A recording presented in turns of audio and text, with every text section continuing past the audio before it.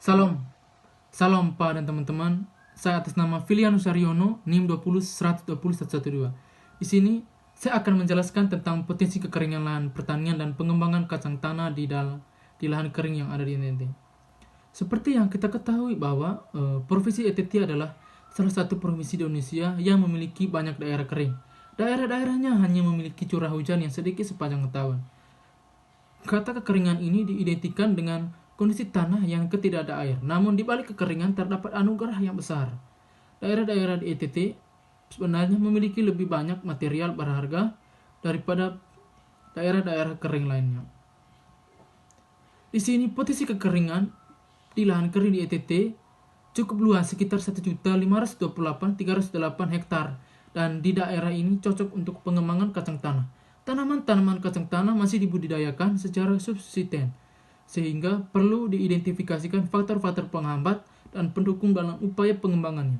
Penelitian dilakukan di Kabupaten Sumba Timur pada musim tahun 2015 dengan cara rapid rural appraisal. Metode analisis data yaitu analisis SWOT, tabulasi, dan tingkat daya saing. Hasil penelitian menunjukkan bahwa faktor kesesuaian lahan untuk kacang tanah itu total nilai bobotnya sekitar 2,0, dan biomas kacang tanah termanfaatkan untuk pakan total nilai bobotnya itu sekitar 1,1. Mencari faktor penguat internal pengembangan kacang tanah di NTT.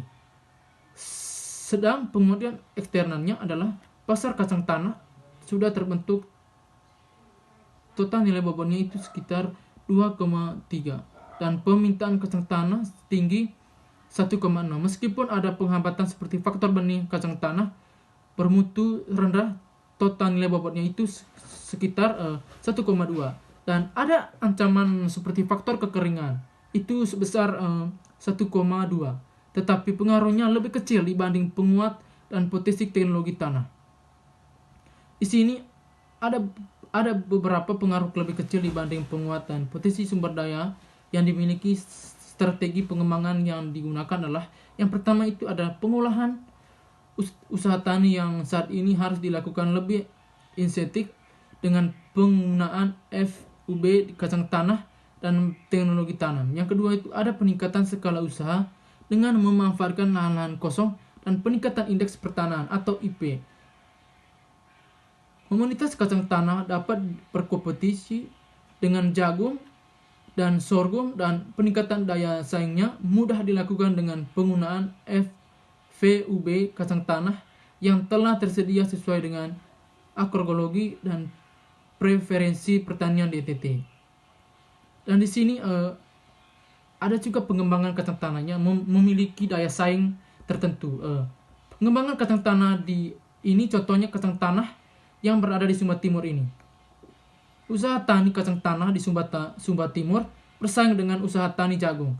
Jagung membutuhkan modal lebih tinggi dibanding kacang tanah, dan keuntungannya yang diperoleh jagung lebih tinggi daripada kacang tanah.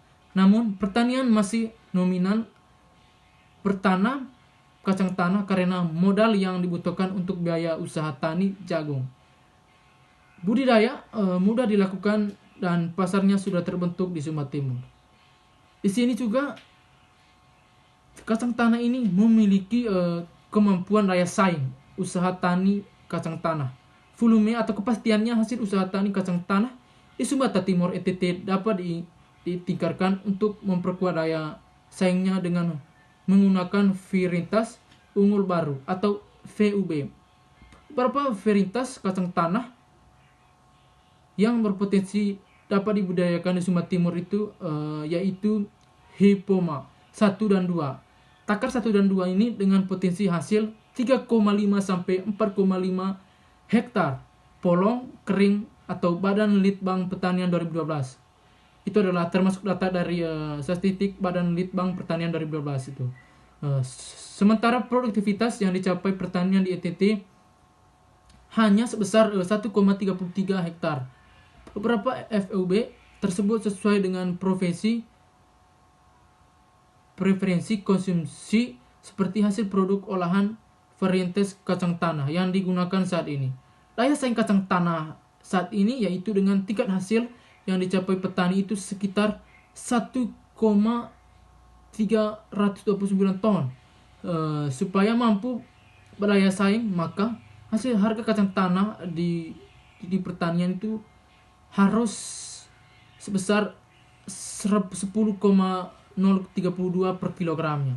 Atau jika tingkat harga kacang tanah yang berlaku seperti saat ini itu 7.000 per kilonya, maka produktivitas hasil ini di pertanian harus minimal itu 1,809 hektar untuk mampu bersaing.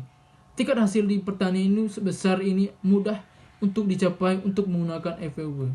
Maka dari itu ini adalah kemampuan daya saing usaha tani kacang tanah.